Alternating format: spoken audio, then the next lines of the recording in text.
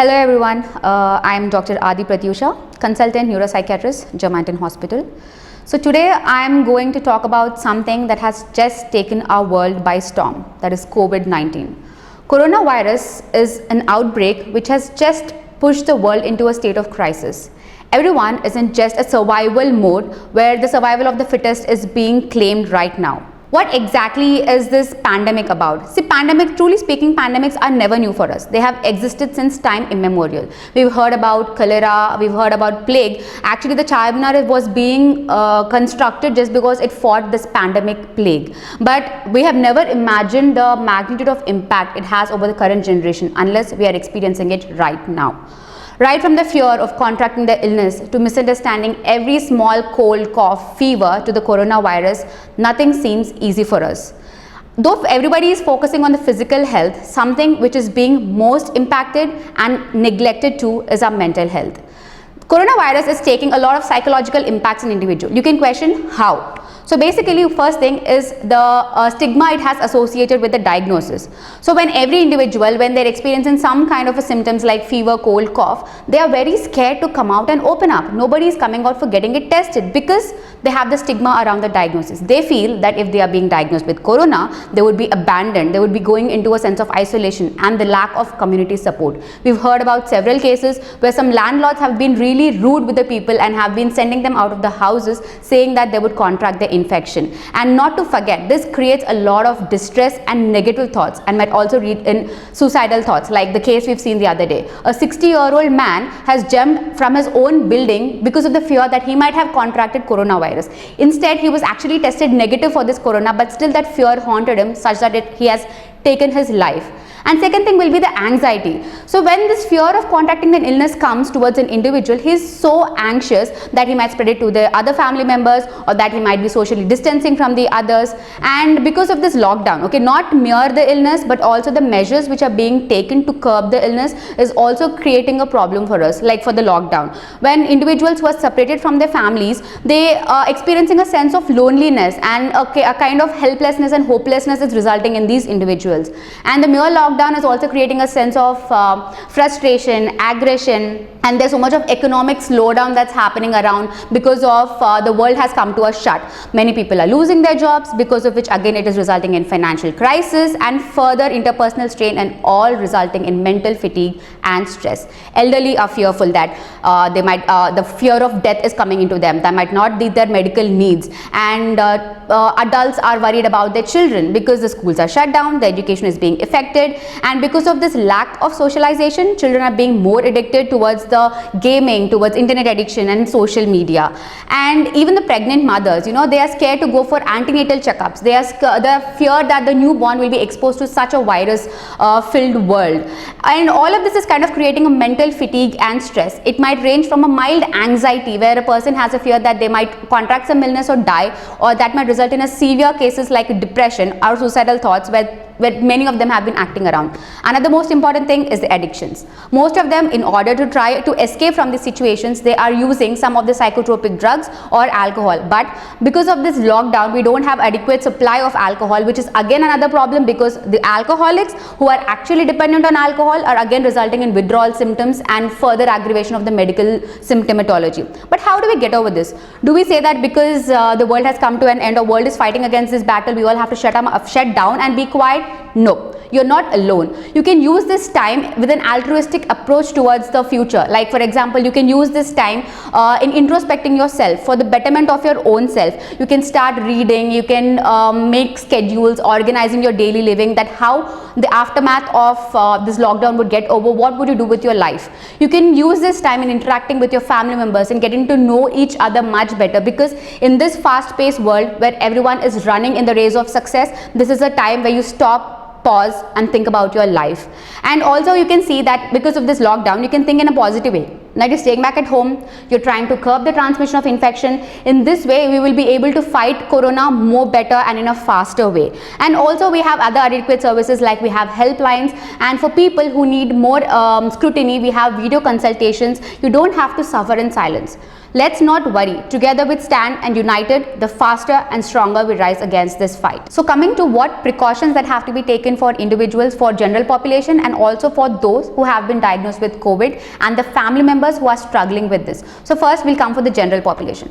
I know there's a lot of fear that you have lost your job, or there's a lot of financial strain, or your business has come to a halt, and that there's a lot of money that's being lost. I understand, but then you need to realize that this is not a battle of your own. It is something which the whole world is facing. Everything is at an economic shutdown, and even the richest of the richest are feeling this problem. So instead of worrying about what's going wrong, you can probably think about what can be done in this way so that you can betterment your business or your job or your life once this whole battle is over. And for individuals who are positive with corona and with the family members, you need to understand that you have to inculcate a positive lifestyle or a positive living. See, they always keep saying that stress results in a lot of things. Don't take stress because this is because of stress. I'll tell you the basic biological thing that happens behind this. So when an individual is stressed mentally, what happens is there's a rise in the blood cortisol levels. Okay, it is an important hormone which regulates the functions of the other organs. So when this hormone is increasing in your body, you start resulting in many of the other physical conditions, which again might make you feel that you are sick. And again, if you develop cold, cough, fever, you might worry that you're having corona. So this is a cycle that is going to have a never-ending one unless you try to break it. So what you have to do, start meditation. You can do some kind of relaxation exercises where you just sit down on focus on your breathing. Maybe a 5 to 10 minutes a day will kind of take away your stress. And the other important thing is mindfulness. Okay, the mindfulness, what exactly this mindfulness does is it preaches for you to live in the present, in this moment, here and now. You're not supposed to worry about your future and not supposed to worry about the past, because those two things are something which you can't change. What is there in your hands is right now. So just focus on today, how better you are living, how better you can make your living for the future. This is something you need to focus on and not worry about the future and the uncertainty or a loss of control. I understand that everybody is experiencing this, but that's what I mean to say. Everybody has to stay together, united and stronger, so that we focus and fight over this battle. For the COVID patients who are at home, they get a fear of death. So one thing, they have almost been very close to it and they have seen it, but then they have fought it very bravely with the help of other medical staff and all the available facilities it's here. So once you return back home, you have almost seen death. It's a second life for you, and you understand how important it is and how grateful you have to be. So how do you prevent this? For preventing this in the general medical ways, you know that you have to maintain a little bit of hygiene, hand washing, and social distancing is important. And mentally, you need to be strong. You need to reaffirm yourself that when you can fight this battle for your life, I think you can fight any other battle you face in your life. And also with the family members, try to reinforce them, okay, comfort them, say that it's okay, it's just a bad phase which everybody is going, this is not the end of world.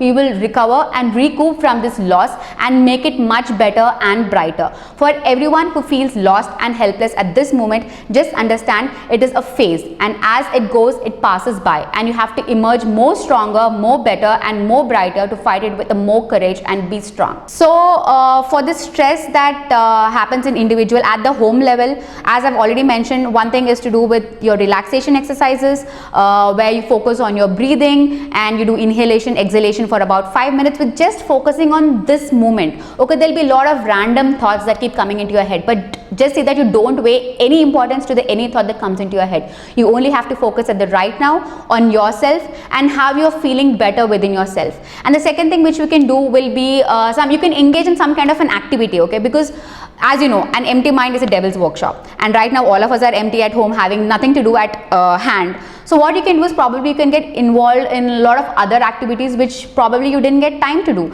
like maybe have a recreational activity, drawing, painting, because they have proven theories where art therapy, music therapy, dance therapy, all of them have a therapeutic aid at the mental level. All of these, they kind of rush happy hormones, that is a serotonin within your brain, which makes you feel a little happy from within. So this way you can curb a little bit of stress that's happening within you. And the other one is mindfulness. You need to inculcate mindfulness in every little thing. For example, if I say that it's lockdown, everybody is busy cooking, there are a lot of chefs being identified at each home. So when you're eating, take a minute and stop and pause and think how grateful you are to have this plate right in front of you. There's so many of them who don't even have the privilege of having this right now. So take a moment, thank yourself.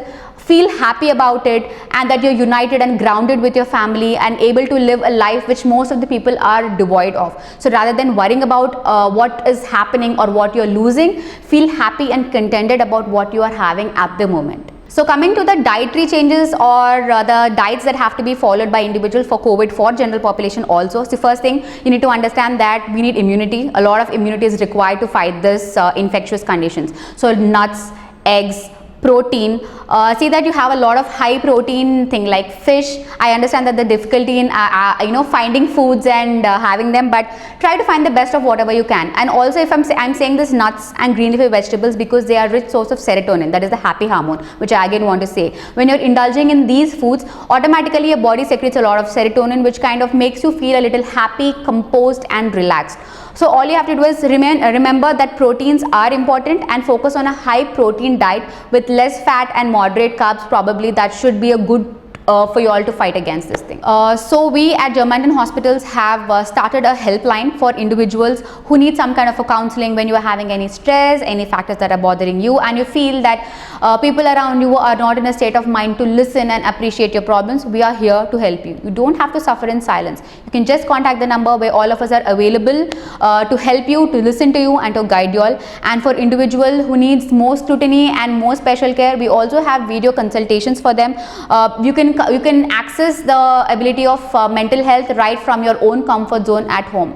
See, one thing you'll have to remember, it is not the situation that distress yours, but it's your reaction to the situation that will always cause distress. So in order to fight this, just inculcate a positive attitude, stay home, stay safe. Towards perfection, we follow robust practices, we ensure zero infection. There are no compromises, promising mobility. Germantown, Germantown, Germantown.